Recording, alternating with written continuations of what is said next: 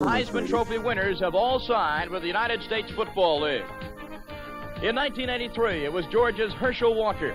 Walker, in his 3 years at Georgia, led the Bulldogs to 1 national title and 3 SEC championships. In 1984, Mike Rozier, who led the Nebraska Cornhuskers to within 1 game of a national championship, decided to cast his lot with the new league as well. And now in 1985, quarterback Doug Flutie of Boston College, a Heisman Trophy winner, has decided to take Donald Trump's money and hopefully run the New Jersey Generals to a USFL title. These 3 Heisman winners are exceptionally well paid, but all 3 are also exceptional football players, and just one reason to watch the USFL in 1985.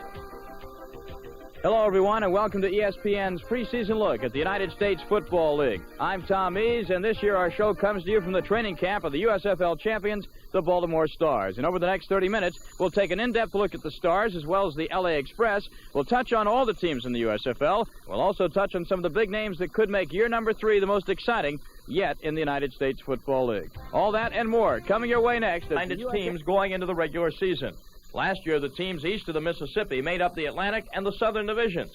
The Atlantic division had Philadelphia, New Jersey, Pittsburgh, and Washington. The Southern division was composed of Tampa Bay, Birmingham, New Orleans, Memphis, and Jacksonville. Now this year, they've been merged into the Eastern Conference, composed of 7 teams. Philadelphia has moved to Baltimore. The Washington Federals have moved to Orlando to become the Renegades. And then you have the New Jersey Generals, the Memphis Showboats, the Jacksonville Bulls, the Tampa Bay Bandits, and the Birmingham Stallions. What happened to New Orleans? Well, they moved into the Western Conference to become the Portland Breakers. We're coming to you from the training camp of the champion Stars. The Stars won the USFL title last year as the Philadelphia Stars, but they'll defend it in 1985 as the Baltimore Stars. Yes, the cities may be different, but the outlook of this championship team is still the same. And why not? After all, the Stars are basically the same team from top to bottom that won 19 games last year and lost only 2. We begin with an offense that was the most efficient in the USFL. They're led by quarterback Chuck Fusina from Penn State. Fusina has been nothing but a winner since high school, and he doesn't plan to change in 1985. And one big reason why Fusina and the other Stars expect to be winners again is Kelvin Bryant. Bryant, in his 3rd year from North Carolina, appears to be on the verge of his best season ever.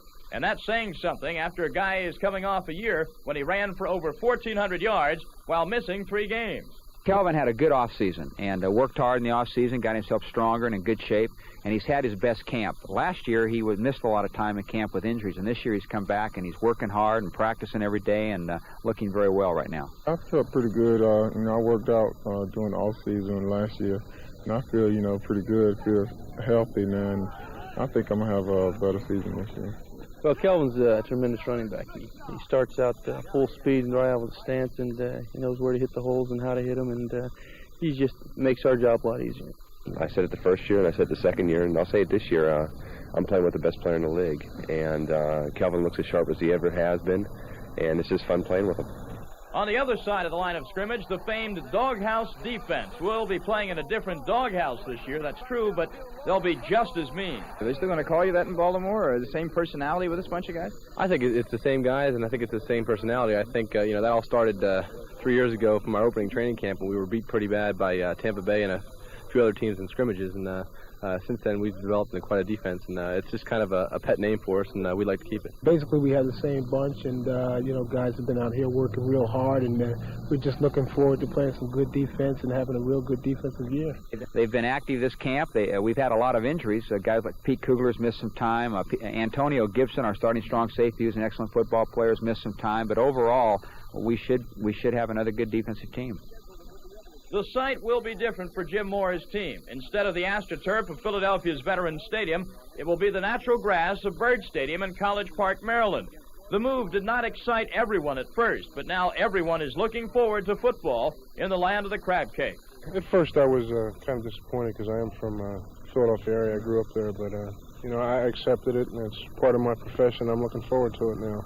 Baltimore's a great football city, and it's a great place to play for, and I'm looking forward to the day that we can get based out of Baltimore and just be able to vote full-time in the community.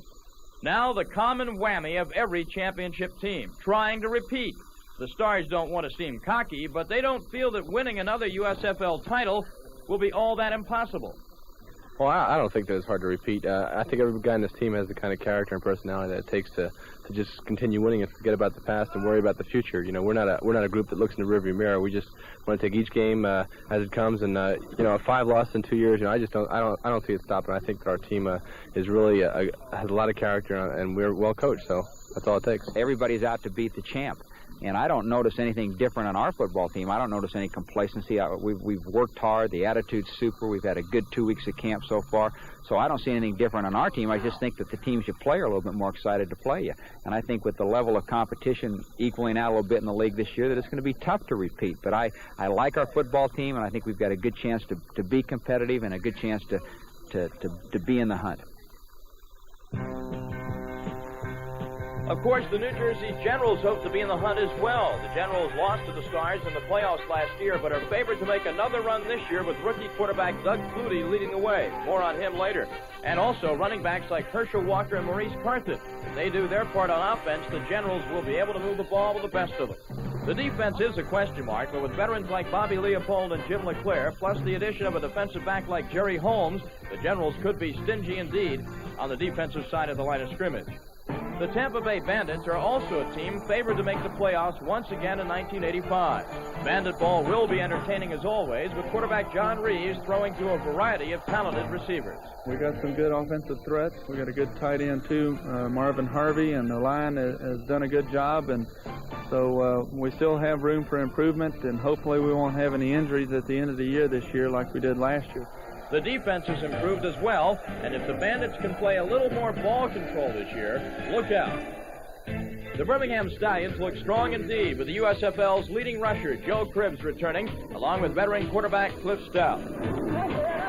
The key to the Stallions' performance this year will rest on how consistent the defensive unit plays. If it plays well, the Stallions could be even better than last year's 14-4.